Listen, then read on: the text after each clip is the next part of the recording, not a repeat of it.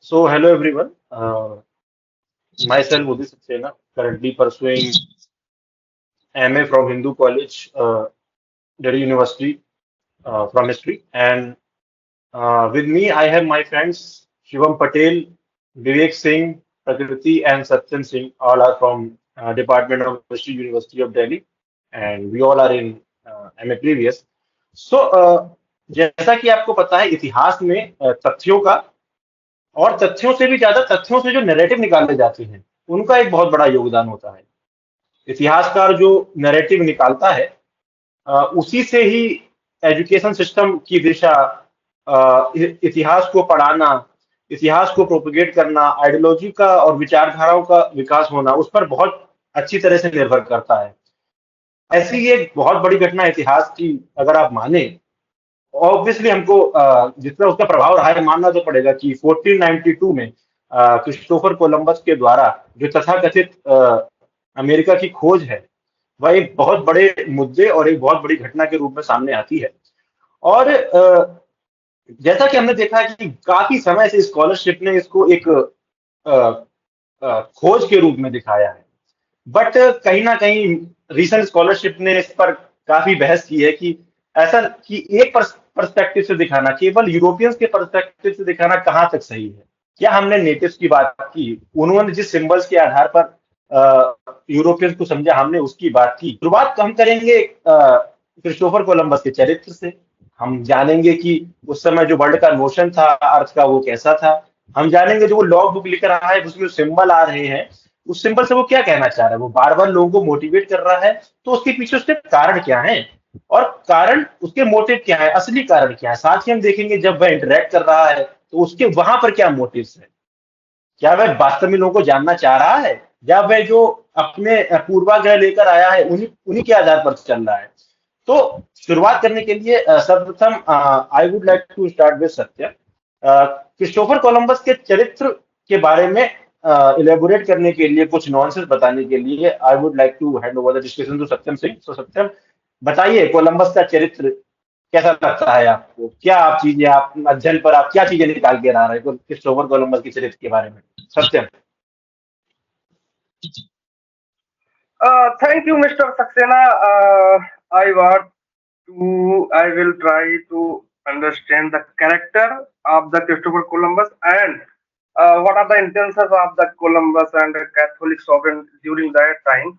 The story about the Italian explorer Christopher Columbus voyages began with the lobbying effort he engaged in the for funding his journey. जैसा कि हमने देखा है कि शुरुआत में क्या होता है कि जो आपका कोलंबस है वो डिफरेंट मोनार्क के पास जाता है और वो अपने इस वॉयजेस के लिए जो फंडिंग है उसको कलेक्ट करने का ट्राई करता है। सोचता है कि कोई मोनार्क उसको कहीं ना कहीं उसके सपोर्ट करे बाय फंडिंग। तो उसमें क्या है कि आप कोलंबस का अगर हम देखते हैं कैरेक्टर तो क्या है, तो रिसेंट देखो कोलंबस का जो उस समय का कैरेक्टर है वो ये है कि एक तो वो अपने आप को ये दिखाने का ट्राई कर रहा है कि वो कहीं ना कहीं बहुत ही एक्सपीरियंस नेविगेटर है और उसका जो स्टेज मैनी मानक है वो कहीं ना कहीं मार्को पोलो से प्रेरित है। मार्को पोलो के लेवल पे वो आना चाहता है।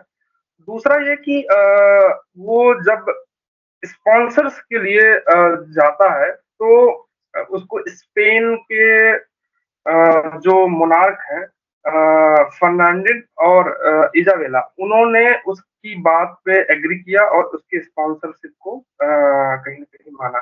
और अगर मैं बात करूं तो उसने क्या वहां पे वो दिया, क्या नाम है, दलील दी कि क्यों वो एग्री हुए। तो उसमें उसने प्रॉमिस किया कि वो वहां पे क्रिश्चियनिटी को फैलाएगा, अदर जो लैंड्स उसको मिलेंगे एशिया एंड अफ्रीका। दूसरा कि जो वहां से उसको रिसोर्सेस मिलेंगे, गोल्ड मिलेगा, उससे वहां के स्टेट को यानी कि स्पेन के स्टेट को वेल्दी बनाने में योगदान देगा। तो कहीं ना कहीं इस चीजों से वो प्रेरित था, इस टाइप का उसका कैरेक्टर था।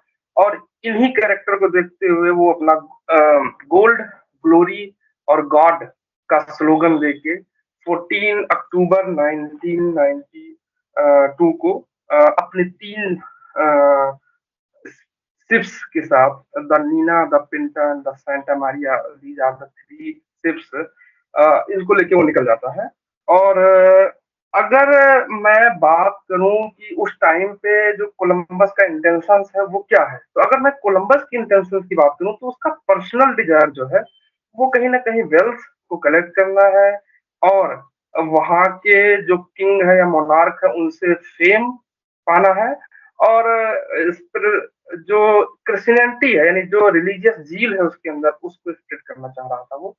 और अगर उसके एम्स की मैं बात करूं तो वो चाहता था कि कोई न्यू शॉर्टर रूट्स मिल जाए ताकि एशिया में पहुंचना आसान हो जाए, और उसके बाद जो वहाँ के लुक्रेटिव स्पाइसेस हैं और अदर वेरिएबल सोर्सेस हैं उसको कहीं ना कहीं एक्सेस करना आसान हो जाए।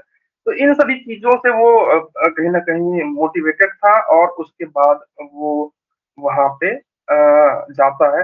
अगर मैं बात करूं कैथोलिक सोवरेंस जो थे उनका क्या इंटेंशन था, तो कैथोलिक सोवरेंस के जो इंटेंशन हैं वो कहीं ना कहीं देखो, जो आपका फर्डिनेंड और इसाबेला है वो चाहते थे कि जो कोलंबस नई टेरिटरी में जाएगा, नए लैंड पे जाएगा, तो उनको वहां पे नए तरीके का कॉलोनी मिल जाएगा, और उन कॉलोनी से जो वेल्थ मिलेगा और वो जो रास्ते शॉर्ट्स मिलेंगे उनसे जो ट्रेड एंड कॉमर्स है वो थोड़ा आसान हो जाएगा, उससे इनका इकोनॉमिकली काफी बेनिफिट हो जाएगा।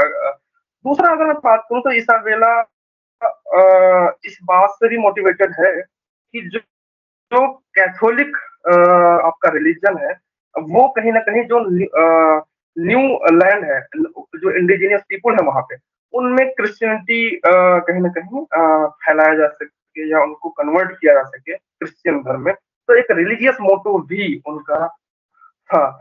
और तीसरा अगर मैं बात करूं तो एक बहुत ही बड़ा एक मोटिव ये था कि उस टाइम पे जो आपका स्पेन है और वहां पे बहुत सारे मोनार्क थे, और जैसे ग्रेट ब्रिटेन है, पुर्तगाल है, तो उनमें एक दूसरे को लेकर कंपटीशन था, और उस कंपटीशन में वो कहीं ना कहीं अपने आप को सबसे ऊपर दिखाना चाह रहे थे। तो वो एक खासकर पुर्तगाल की टर्म में वो ज्यादा कॉम्पिटिट एम्पावर्ड पावर के रूप में निकलना चाह रहे थे।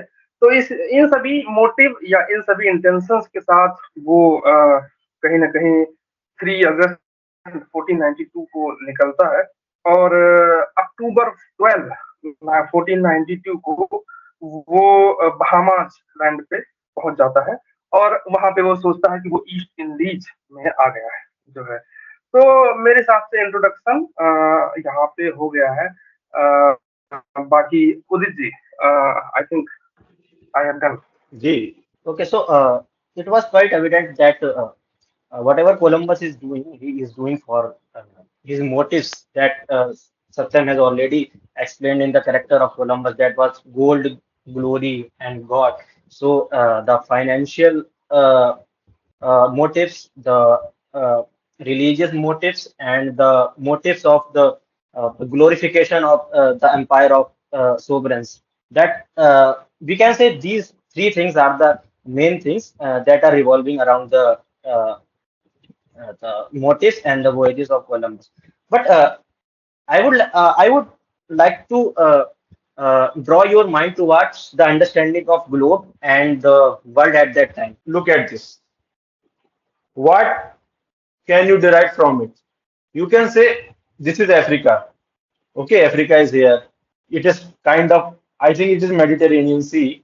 It is Europe, and it is Asia, and probably like India. Okay, so ये जो ग्लोब है इस पर अंडरस्टैंडिंग क्या है कि 3 कॉन्टिनेंट्स ही हैं जहां पर लोग रह रहे हैं और हैबिटेशन है।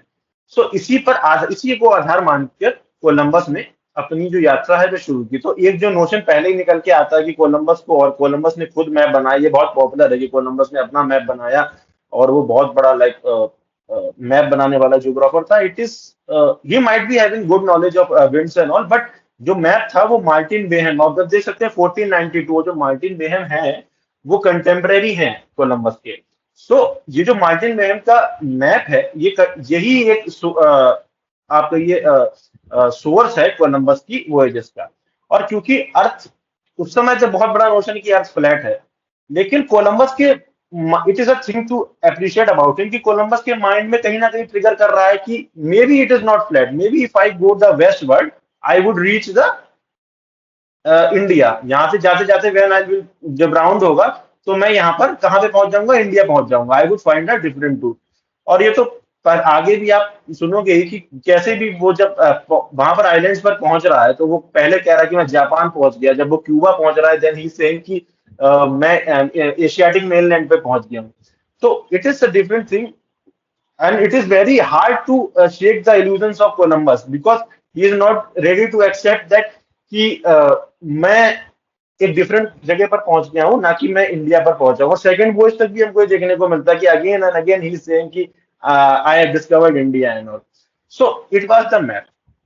why he is so sure, why he is getting frustrated again and again because he thinks he is not able to find the land, because आप यहाँ पे देखिए यहाँ पर कॉन्टिनेंट्स का एरिया कितना ज्यादा है। कॉन्टिनेंट्स को बहुत ऐसे दिखाया गया कि कॉन्टिनेंट्स बहुत ज्यादा उसमें फैले हुए हैं, और ओशियन इतना बड़ा नहीं है, बट इन रियलिटी हमको पता है ओशियन का एरिया आज के समय में, जो हमको पता ही है कि एशिया जो ओशियन का एरिया है that is way bigger than the area that is covered by the land or the continents. So this was the perception of the uh, uh, the perception of map and world at that time. Now we'd like to pass it on Pragati to tell what is happening when he is going uh, for his first voyage. It was actually somewhat wicked in a sense that they actually started their voyage thinking that voyage from the west, okay, thinking that they would reach the eastern side very easily and very fast. That was the kind of understanding with which they have sailed. Okay, they were very excited for that. So basically, it creates a doubt about the character being a great navigator, as history has pointed it out to us. So was that really the case, or he was just driven by his personal motive? So it can be observed from his logbook that there are, to be very precise, there were 26 times in total that he has underreported in his logbook. Okay, so which was basically 61%, if we'll convert it. So means 61% of his logbooks are containing false information. Okay.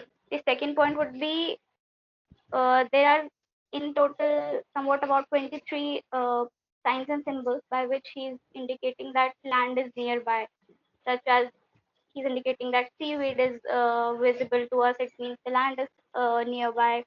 He's indicating about the clouds, the bird, and such symbols. Okay. So, what might have been the reason behind all this? Was he trying to pacify the men with him, or he didn't really knew what to do, or how this all navigation things work? Okay, it creates a doubt about his basically his understanding about navigation. But despite these facts, one cannot ignore the fact that he had the knowledge about the wind. Okay, about the trade wind. Okay, the next point would be the fact that he was maintaining a logbook. He's like basically he's noting all the daily activities of his. Okay, it creates a suspicion about the character. Like, why is he doing that? He wasn't very fond of writing or studying. That wasn't the case, and it wasn't absolutely necessary to write it all down. So it might have been because he wanted to build trust of Catholic sovereigns who basically funded him, and the fact that nobody really trusted him. in the beginning of the voyage. Everybody just ignored him. Okay. The most interesting thing to me as a reader was that for every achievement, of every single achievement of his, where he is just praising to God, he's dedicating it all to God. Okay, which points that he wanted he wanted these sovereigns to know that he will be propagating Christianity at every cost. Now I would like to ask Shivam because अभी तक हमको इतना तो पता लग गया है कि जब कोलंबस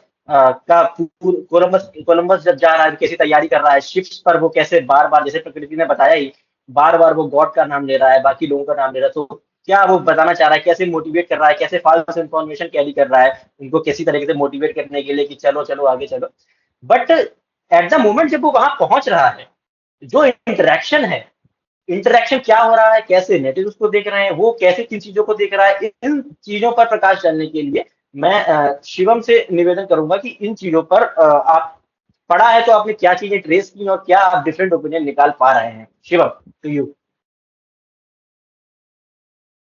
हाँ तो बस यही धन्यवाद यही कहना चाहूंगा कि जब वो जैसे कोलंबस लैंड पे आता है तो वो आते ही उस लैंड को सीधा कह देता है कि एशिया की भूमि है इंडिया की भूमि है। तो भले ही ना जाने पर के ना वहाँ अभी कोई उसको मिला है ना कोई वैसे ही कह देता है और यहाँ तक कि एंड एंड तक लास्ट तक वो मानता रहता है कि इंडिया ही है और जब फर्स्ट वोयाज सेकंड वोयाज तक भी और जबकि कंटेम्प्रेरी जो मीडिया वगैरह या कोई डॉक्यूमेंट्रीज वगैरह उसमें उसको अभी तक खैर महान भूगोलवेत्ता के रूप में दिखाया गया कि इसको मतलब सब पता है उसको दूरी भी पता है कितनी दूरी है वो सब कुछ जबकि नापने पर उसकी दूरी गलत ही निकलती है और फिर जब लैंड पे आ जाता है तो आते ही कह देता है कि भाई ये स्पेनिश की भूमि हो गई है इस पर हमने कब्जा कर लिया है और चाहे लोगों को भले ही वहाँ लोग रहते भी हों या नहीं रहते हों उससे अभी इस समय तो कुछ मतलब नहीं है कह देते कि भाई ये हमारे वो स्पेनिश संप्रभु की भूमि है और फिर कब्जा भी कर लेता है और फिर उसको अपने हिसाब से उसको नाम भी दे देता है सैन सैल्वाडोर जो उसके एक तो धार्मिक या फिर उसका एक उद्देश्य उसका पूरा हो रहा है और जब आप नाम देखेंगे ना जैसे जैसे वो आगे बढ़ता है और वो नाम रखता रहता है नाम वो एक सोपानी एक क्रम में रखता रहता है एक हायरार्कियल कि जैसे सबसे पहले मिलेगा जीसस फिर मैरी के नाम पे फिर किंग के नाम पे फिर क्वीन फिर आगे प्रीस्ट ऐसे ये सब कुछ रोचक तथ्य है शायद ये उसके धार्मिक या राजनीतिक उद्देश्य हैं जो उसको पूरा कर रहे हैं एक तरह से और उसके बाद जब वो शुरुआत में पहले ही चीज में जाता है तो उसमें ज्यादातर फोकस तो उसी पे रहता है कि जिस चीज से उसको और उसके राजा को जो जिसके फंडिंग पे वो आ रहा है उसको लाभ मिले जैसे वहाँ की वनस्पति पे ज्यादा फोकस करता है पेड़ पे मसालों पे और फिर कृषि परंपरा क्या है उनकी जैसे कपास ज्यादा उत्पन्न हो रहा है तो उसमें हर चीज में उपवन जो है फल है जलवायु हर चीज में वो एक मूल्य मतलब आर्थिक मूल्य ढूंढ रहा है जिससे उसका औपनिवेशिक उद्देश्य पूरा हो सके और उसको लाभ मिल सके और फिर धीरे धीरे जब जाता है तो शुरुआत में उसको लोग मिलते हैं कुछ लोग उसको बोल उनको उसको ये लगता है कि ये इतने नाइब लोग हैं इतने मतलब सरल लोग हैं कि उनको ज्यादा मतलब अब क्रिश्चियन में उनको परिवर्तित करना है तो वो कहता है कि इसको ज्यादा बल की जरूरत नहीं पड़ेगी क्योंकि ये तो बहुत ही ना इनके पास हथियार भी हैं तो हड्डियों के हथियार हैं हम तो इनको कभी भी कैसे भी हरा सकते हैं और वो सीधा उनको कहते हैं क्रिश्चियनिटी में तो कर ही सकते हैं और वो कहते हैं कि इनका कोई धर्म भी नहीं है अब ऐसे ही कह देते हैं इनका कोई धर्म भी नहीं है भले ही उसको ना वो अभी जान रहा है कि ना उनको जानने की कोशिश कर रहा है कि परंपराएं क्या उनके वो विश्वास हैं क्या क्या वो मानते हैं तो ऐसे ही बस एक तरह से पूर्वाग्रह पहले ही पूर्वाग्रह एक लेके आया कि जो उनके अपने हित के लिए जो और फिर उसका एक उद्देश्य तो था कि सोने की तलाश करना तो जहाँ भी जाता है वो सोने की तलाश में रहता है और उसका अब क्योंकि वो अब जैसे नेटिव्स हैं वो रंग अपने चेहरे पर लगाए रहते हैं लाल अलग अलग रंग के और उनके गाँव की भी एक व्यवस्था है गाँव का मुखिया भी है उनका पहनावा भी है वो सब जगह का पहनावा अलग अलग होता है अपने हिसाब से लेकिन वो उसको नोट तो करता है लेकिन बट वही है कि उसको जो उसका फायदे का नहीं है उसको वो छोड़ देता है और या फिर ये समझ लो उसको इतना इतना समय नहीं है उस टाइम की जल्दी अभी 1 महीना उसको उसमें लग गया है आने में यहाँ तक और फिर अभी फिर वापस भी जाना है और तो जल्दी जल्दी में वो सीधा जहाँ जहाँ उसको सोना मिलता है वहाँ वहाँ देखता है और बाकी भाग जाता है, वहाँ से जल्दी जल्दी निकलता है। उनके कल्चर को और समाज को ज़्यादा अपने जनरल्स में ज़्यादा शामिल भी नहीं करता है पहली यात्रा में।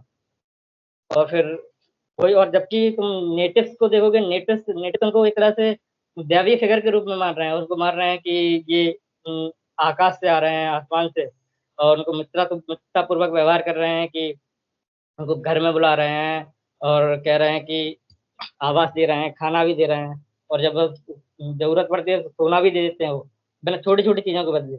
और जब छोटी छोटी चीजों के बदले सोना देते हैं तो कोलंबस को लगता है कि ये कितने मतलब बेवकूफ लोग कह लो या जो भी, वो समझता है कि इनको तो आराम से हम लोग अम, गुलाम भी बना सकते हैं जब वो हिस्पैनियोला वगैरह और जगह पे जाता है, तो ऐसा ही। और फिर वो औपनिवेशिक उद्देश्य का एक पूरा हो जाता है।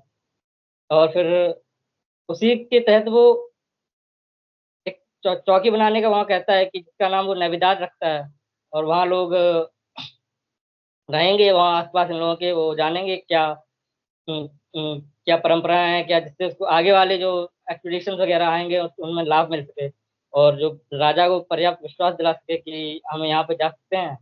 और नेटिव्स के साथ जो, और फिर वहां से कुछ नेटिव्स को भी अपने साथ ले जाता है, भले भले ही अब वो लिखता तो अपने जंगल्स में कि वो अपने मर्जी से जा रहे हैं, बट अब ये मर्जी से जा रहे थे या फिर जबरदस्ती पकड़ कर ले जा रहे थे कि अपना कोई घर को क्यों छोड़ना चाहेगा।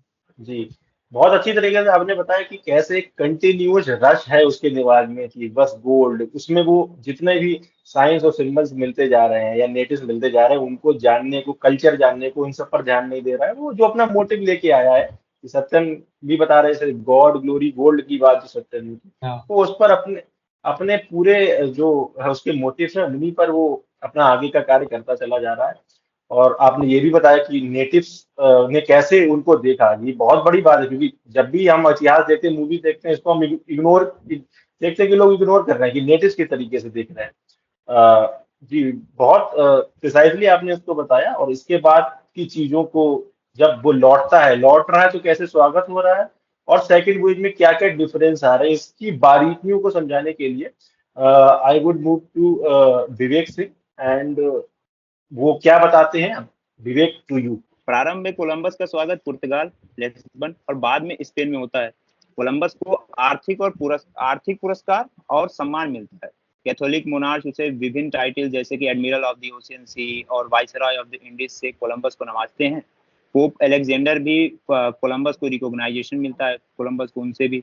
जनता के मध्य भी हमें जिज्ञासा और धन की चाहत देखने को मिलती है। जिज्ञासा नए भूमि और लोगों के प्रति, धन मतलब नए दुनिया से प्राप्त होने वाला आर्थिक लाभ। पहली समुद्री यात्रा से कोलंबस का मान सम्मान बढ़ता है। इसका परिणाम ये होता है कि मार्च 1493 को कोलंबस की पहली समुद्री यात्रा पूर्ण होने के बाद 28 मई को ही कोलंबस को दूसरी यात्रा के लिए आज्ञा मिल जाती है। कोलंबस की दूसरी यात्रा 25 सितंबर 1493 को शुरू होती है। इस बार कोलंबस कॉलोनिस्ट विचारधारा के साथ जाता है। ये चीजें हमको उसके लेटर से देखने को मिल जाती है, जहां वो पिछली बार इंडिजीनियस या इंडीज या नेटिव लोग को हॉस्पिटेबल, फ्रेंडली, पीसफुल बता रहा होता है। इस बार वह उन्हीं लोगों को विभिन्न तरीके से क्रिटिसाइज करते हुए देखा जा सकता है। कोलंबस सेरिफ्स को डिस्क्राइब करते हुए उनको बीस्ट तक बोल देता है। कोलंबस के लेटर्स में इस बार सुपेरिटी कॉम्प्लेक्स भी देखा जा सकता है। वो इंडिजीनियस लोगों को कावर्डली बताता है। खासकर कि ये हमें तब देखने को मिलता है जब कोलंबस को नेटिव्स के द्वारा रेजिस्टेंस का सामना करना पड़ता है। पहली बार जब कोलंबस जाता है तो उसे जो हमें ये देखने को मिलता है कि जो इंडिजीनियस लोग थे वो एक तरीके से सबमिट थे उसके सामने, क्योंकि उनको तो ये लग रहा था कि वो स्काई से आया हुआ, आसमान से आया हुआ आदमी है और वो एक तरीके से डिवाइन अथॉरिटी है उसके ऊपर। तो पर्टिकुलरली वो सबमिसेबल थे। पर बाद में हमें ये देखने को मिलता है कि कुछ यूरोपियंस के द्वारा किए गए एट्रोसिटीज की वजह से उनको रेजिस्टेंस का भी सामना करने को मिलता है। अब इसको हम खास तौर पे बड़े पैमाने पे तब देख सकते हैं जब 1 लाख नेटिव इंडियंस जो थे वो एक तरीके से रेजिस्टेंस दिखाते हैं यूरोपियंस के खिलाफ।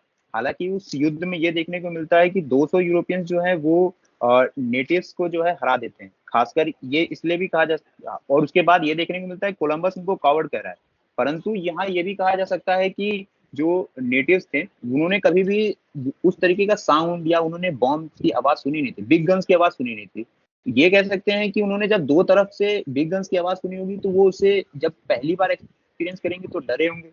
भाई डरेंगे। तो पर्टिकुलरली वो एक तरीके से उन्हें कवर कर रहा है जो कि वो जान ही नहीं रहे थे इस चीज के बारे में।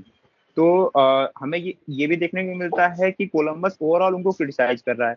स्पेनिश लोग हालांकि उसमें जीते, उसके बाद उन्होंने नेटिव लोगों को मजबूर कर दिया कि वो ट्रिब्यूट्स दें, और बल्कि ये भी लगा दिया कि 3 महीने में हर व्यक्ति को एक बार ट्रिब्यूट देना पड़ेगा।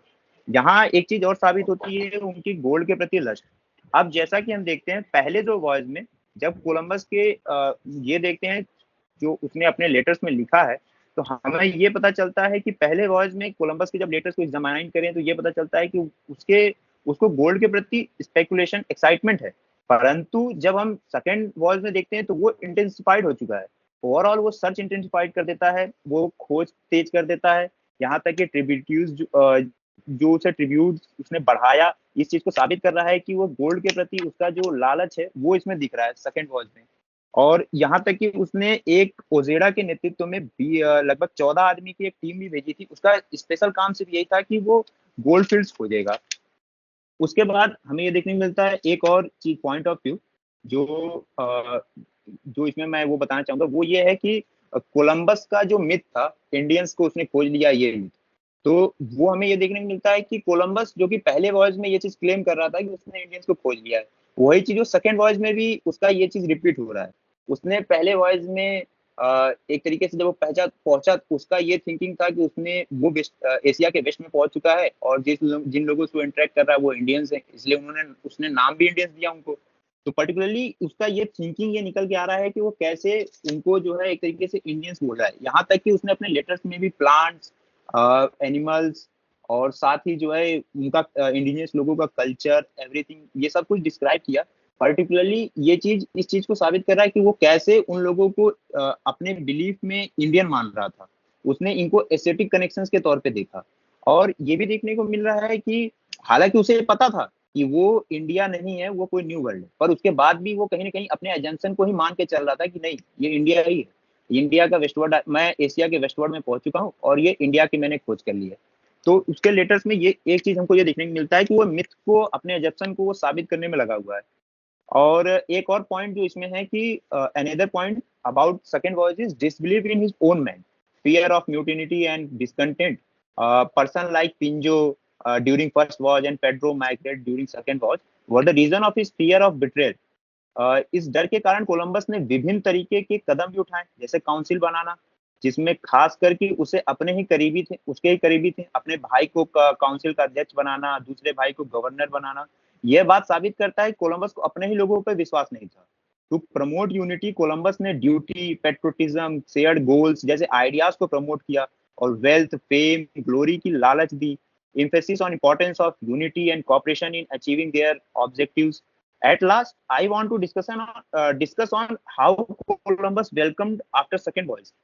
Mixed reception among common people, failed to find significant amount of gold, जो कि कोलंबस के लीडरशिप पे कंपोटेंस और इफेक्टिवनेस का सवाल खड़ा करता है। Despite mixed reception, Catholic monarchs continued patronage for his further expedition.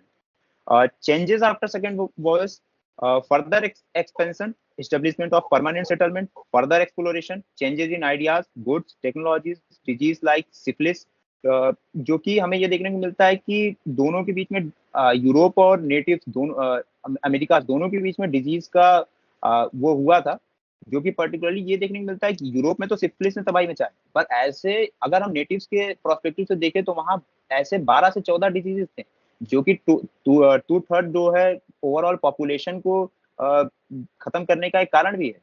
तो डिजीज का भी कोलंबियन एक्सचेंज में, अल्फ्रेड क्रॉसबी की बुक में भी हमें देखने को मिलता है कि कोलंबियन एक्सचेंज जो है एक पर्टिकुलर रीजन था जो डिजीज का आदान प्रदान हुआ। तो दीज आर सम पॉइंट्स।